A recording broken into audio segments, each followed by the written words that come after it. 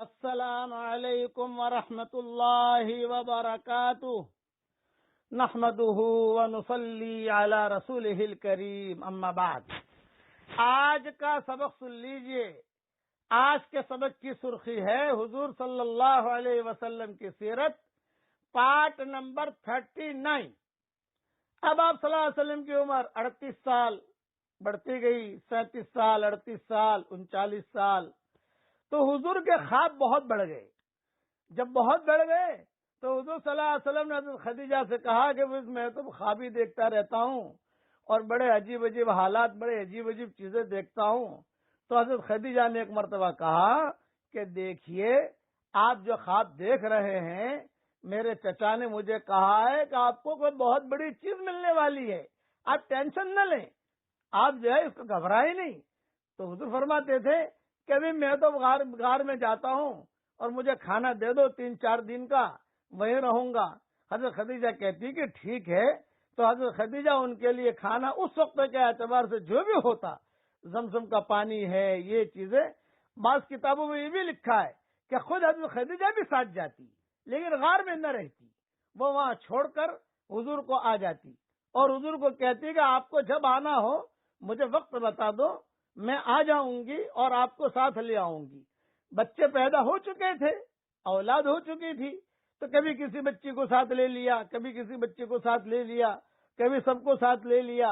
اس طریقے سے حضور صلی اللہ علیہ وسلم نے غار میں کچھ وقت تنہائی میں گزارا، لیکن چونکہ ازدواجی زندگی تھی تو حضور صلی اللہ علیہ وسلم کبھی خود غار سے تشریف لے آتے اور اپنے گھر میں 2-4 دن رہتے بیوی بچوں کے ساتھ، تاکہ بیوی بچوں کا حق بھی ادا ہو۔ اور تو حضرت خدیجہ بہت خوش رہتی، یوں کہتی کہ ابھی آپ غار کا نام غار نہیں جا رہے، آپ فرماتے کہ نہیں، تم لوگوں کا بھی حق ہے، میں یہاں بھی رہوں، بچوں کے پاس بھی رہوں۔ حضرت خدیجہ خوب اکرام کرتی، سارا مال اپنا جو تھا وہ حضور صلی اللہ علیہ وسلم پر لگا دیتی اور حضور صلی اللہ علیہ وسلم کے ساتھ وہاں چلی بھی جاتی، اکیلی بھی آ جاتی، چونکہ مالدار تھی تو باندیاں بھی کچھ ساتھ ہوتی، کچھ کام کرنے والیاں بھی ہوتی۔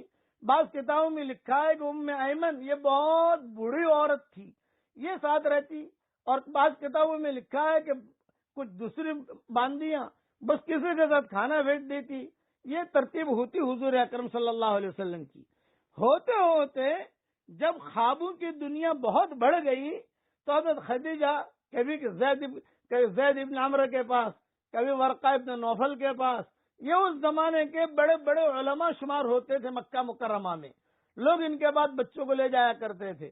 تو حضور صلی اللہ علیہ وسلم کو ہاتھ پکڑ کے کبھی کبھار لے جاتی کہ دیکھو ان کو ایسے خواب آ رہے ہیں۔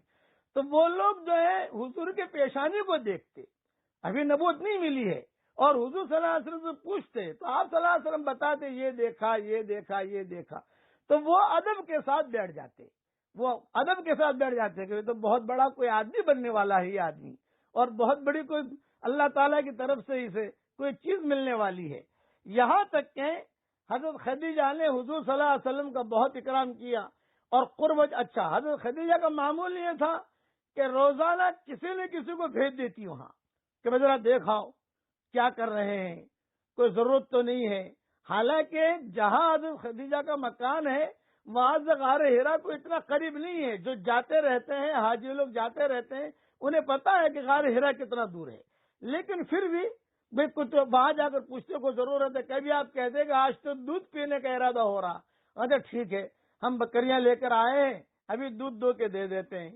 تو حضور غار میں ہی رہتے، رات میں وہیں گزارتے، دن بھی وہیں گزارتے، اور وہیں پر جو ہے خوابوں کی دنیا حضور صلی اللہ علیہ وسلم کی چلتی رہتی۔ کبھی کبھار آوازیں آتی وہی غار میں ہی، داہلی طرف سے آواز آتی، کبھی اوپر سے آواز آتی۔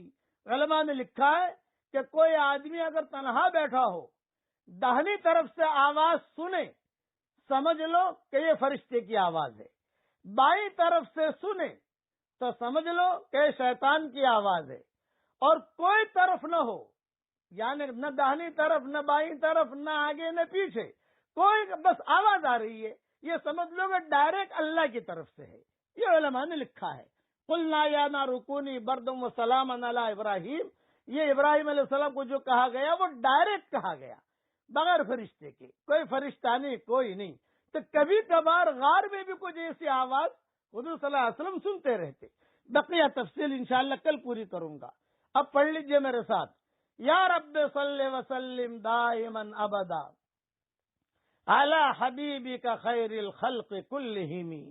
دھیان سے یہ سیرت سننا حضور صلی اللہ علیہ وسلم کی کہ کون سے نبی کی امت میں ہم ہیں, اور حضور صلی اللہ علیہ وسلم کی سنتوں پر چلنے کی بھی اور حضور کی سنتوں کو دنیا میں پھیلانے کی بھی نیتیں کرو. اللہ ہم سب کو عمل کرنے کی توفیق عطا فرمائے. آمین. وآخر دعوانا ان الحمدللہ.